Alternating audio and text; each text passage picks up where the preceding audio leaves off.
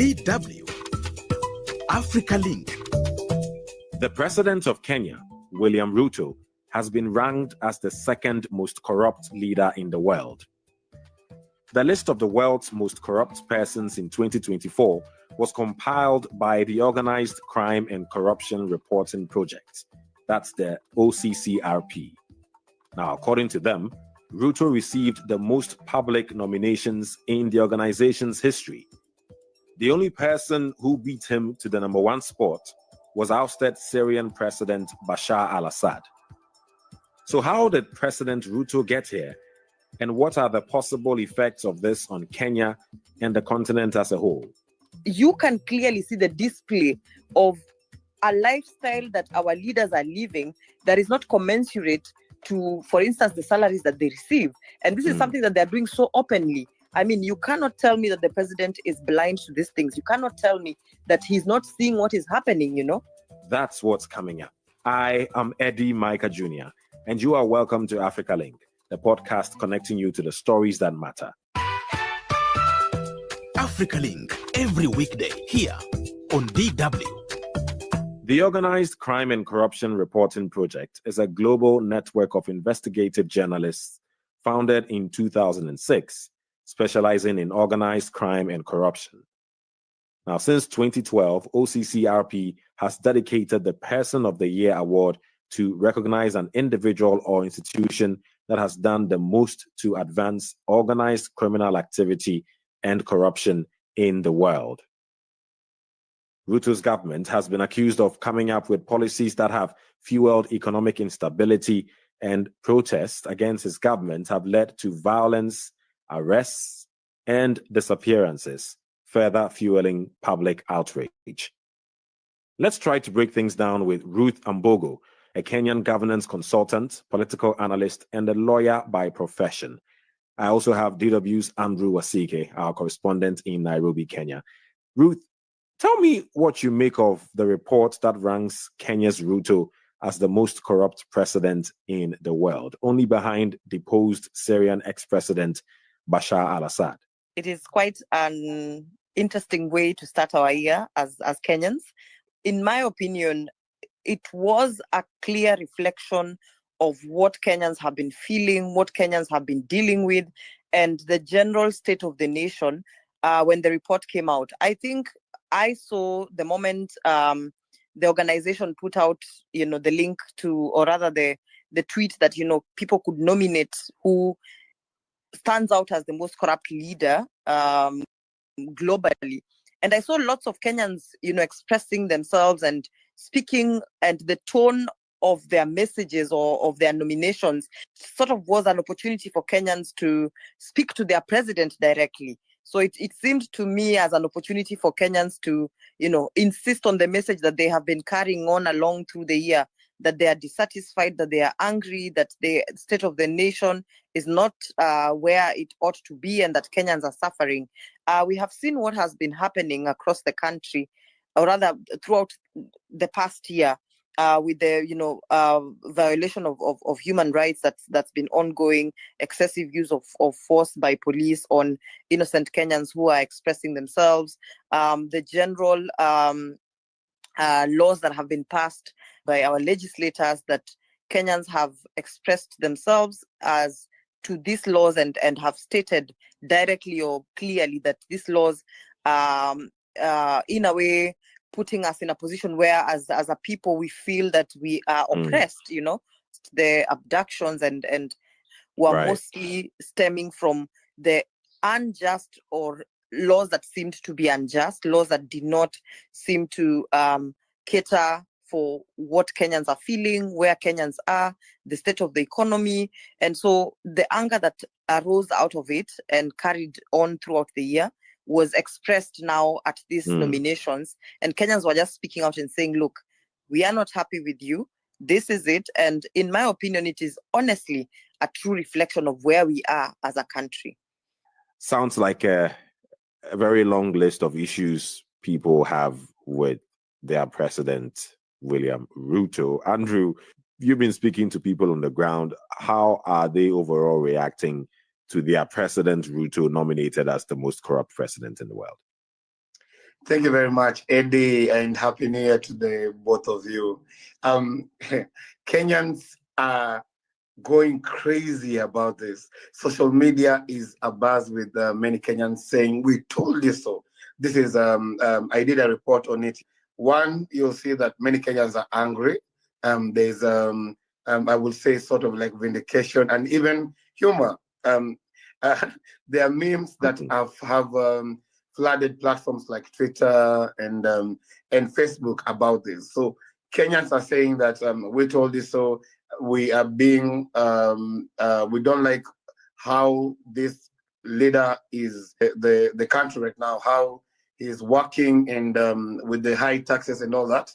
So they have come out to say, you see, okay, this is an independent report that has been released. It has nothing to do with us, and it says exactly what we have been saying. Because Eddie, we have covered all these protests in Nairobi, Kenya, Mombasa, all towns, I think, across Kenya. They are saying the same things. The levels of corruption are high. We are losing money because of this and that. And I think this is the sentiment that Kenyans have.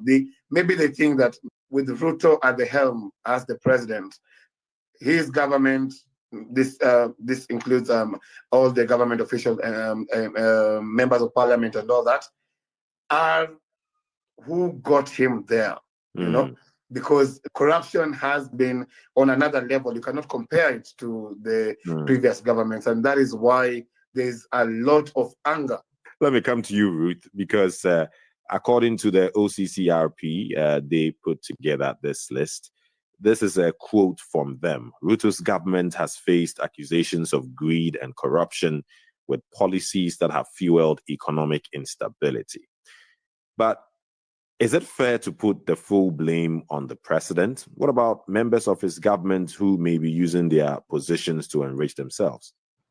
Well, you know, there's this famous statement that is always alluded to when it comes to leadership and responsibility, that the buck stops with the leader, the buck stops with the president.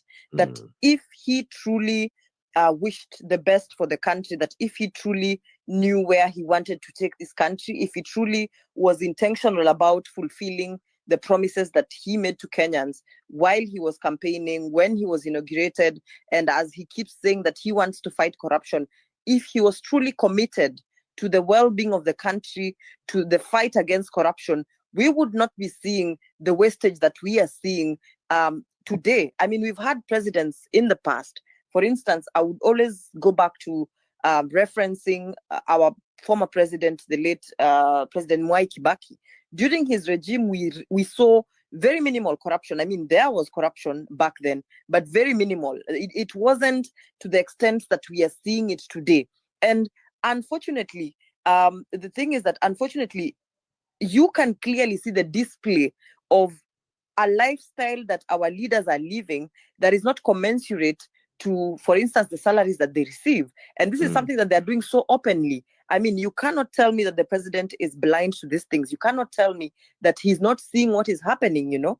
And you know, sadly to speak, in this country, there have been reports in the past where you have a leader being indicted of corruption, and then shortly thereafter, the president takes over, or rather this regime takes over, and these cases are dropped, and these people are actually appointed to very senior positions of influence. Don't we learn from the past? You know, are we turning a blind eye to the realities that are so clear before our eyes? I mean, the president, as I have said, if he was committed to fighting corruption, he would have done it. We would not be seeing leaders displaying opulence as they have done, especially this past 1 or 2 years, displaying opulence, people's lifestyles changing suddenly, leaders not even being emotionally intelligent enough to notice that Kenyans are suffering, and going on public platforms and bragging about how they are owning pairs of shoes that cost thousands of dollars, and yet their constituents are dying of hunger. Their constituents do not have jobs. The people that they govern are living in squalor, not knowing where to get the next meal from. So I think it's just the reality that he can see what is happening. And unfortunately, there have been stories that have come out that suggest that he could be part of what is happening. So we cannot just say that, you know what, the president is excused from this. Let us look at the people around him. Maybe they are the ones involved in this. As a leader, the buck stops with you. For example, today, if we are auditing a company today, and the company is running into losses, we never start saying, oh, you know, it's the accounts people, you know, it's the HR department. At the end of the day, we always look at the management. You know, we always look at who is the CEO. We always say, you know, that this company is going down because of this particular CEO. So at the end of the day, the buck stops with him. If he truly wanted to stop corruption, he would have stopped it now. If he truly wanted to improve the state of the nation, he would have done it now. He would have taken action. He would be instituting investigations into allegations of corruption and ensuring that, you know what, due process is followed. Persons who are accused of being involved in corruption are taken to court. They are subjected to the judicial system, and if found guilty, they're out of their jobs. Simple. Right. I mean, I'm going to stay with you, Ruth, because we're highlighting corruption, and you know, corruption may not always involve financial gain, but can also mean the unjust use of one's position and authority or abuse of office. Are there key instances where President Ruto has abused his power and violated the constitution? I would say that if one says no, they are truly a stranger in Jerusalem, because we have been highlighted globally the past 1 year for ridiculous things that have been taking place, you know, persons charged with, the security forces, our police, you know, using excessive force on persons who are just trying to express themselves. And I think the whole conversation about civil liberties that we have, the freedom of expression, the right to assemble, the right to picket, these are rights and liberties that we are guaranteed by the Constitution that seem to have been violated directly under the watch of the president. I think for me, the saddest day that we saw as a country, that we witnessed as a country, was mid last year, June, when young people, you know, took to the streets and they were sprayed with bullets all over. And the fact that months later, we have our leaders outrightly taking up the stage, and even the president himself at some point denying that, you know, this ever happened. I hosted and I housed 2 abductees from last year. I mean, during that particular period, mid last year. And these are young people who are just expressing themselves, who care about the country, who wanted to see change. And the kind of torture they went through was unexplainable. You know, young people who now moving forward have to live with mental health issues, have to deal with anxiety, cannot be able to live their daily lives normally anymore, because, you know, they are constantly in fear. You walk with them outside, they are constantly checking the environment. They are now on medication, they are now going through therapy. And these are just those who managed to survive. We are going back to the 90s. And I fear that we might find ourselves in a situation where, you know, I remember my grandparents used to tell me that in the 90s, when Moi was the president back then, even the mere sight of 2 people seated somewhere and just having a conversation, it would give rise to suspicions that you were probably plotting something against the president. I think we need to get to a point where the president realizes that, you know what, not everybody will like you. I mean, there's always this quote that says, if you want everybody to like you, do not go into politics, try selling ice cream, you know. You must realize that as a leader and as a politician, not everybody will agree with what you do and what you say. So you must get to a point where you tolerate people's opinion and let people live and be and do your job. You know, I'm very sure that if the president was doing things the right way, we would not be having young people online, you know, making all sorts of jokes about him, caricatures of him. We would just be fine and living our lives. Right. Very detailed breakdown there. Thank you very much, Ruth. And Andrew, while we're talking about all of this, has there been any official statement about the report, you know, from the government? And if any, what does it say? So far, there has not been any reaction from the government. I don't expect one to come, because whenever such statements come out. It's on only rare occasions that they denounce such statements or even respond to it, because if they respond to it, they kind of will also add fuel to the fire. So in my experience, I have not seen the government respond to such statements, and I don't expect a response, because this was very, very personal. It targeted our head of state directly. So I don't think any statement is coming from the government or any government officials. Kenya has the potential of being one of Africa's most dynamic democracies and thriving economies. So how can reports like these help get the country on that path of stronger democracy and thriving economical growth? I think reports like this should always to a leadership that cares about its people, should always alert them that, you know what, this is an indicator things are not going well. Can we go back to the drawing board and ask ourselves, how did we get here? What needs to change? Do we need to pacify the people by having honest and genuine conversations with them? Could it be an opportunity for the president to even sit down with elected leaders and actually just have a conversation with them about their attitude towards the people that they govern? Because you see, I feel, in my opinion, I genuinely feel that to a large extent it stems from the attitude that the leaders have towards the people that they govern. This very dismissive attitude, this very, like just the other day, one of the leaders claimed that the abductees are in Airbnbs chilling with their girlfriends. This are, and you're making such statements when fathers are literally crying their hearts out in courtrooms, begging, for the release of their sons and daughters. So I think it should be an indicator to the leadership that we are on the wrong path. As a leadership, they need to sit down and figure out where things are going wrong, because the reality of the matter is that 2027 is literally, let's just say 1.5 years away, because you know how our electoral system is. People start campaigning way too early. We are almost, we could say 2.5 years or 2 years gone ever since we had our elections. What has been done so far? How can we catch up and get the people to calm down and have genuine conversations and change the way we are doing things? Because if we don't, we are clearly going to lose it. Just the other day, the president admitted that Tanzania has overtaken Kenya and how business is done, and he seems to be very proud about it. That is not something to be happy about as a country. In as much as we are talking about regional, unity and regional collaboration, you must ask yourself as a country, why would you be so proud when things like this, when reports like that come out, Exactly. Still with you, Ruth, as we wrap this up, what role or what more should civil society organizations do to ensure that corruption doesn't entrench itself deeper in society?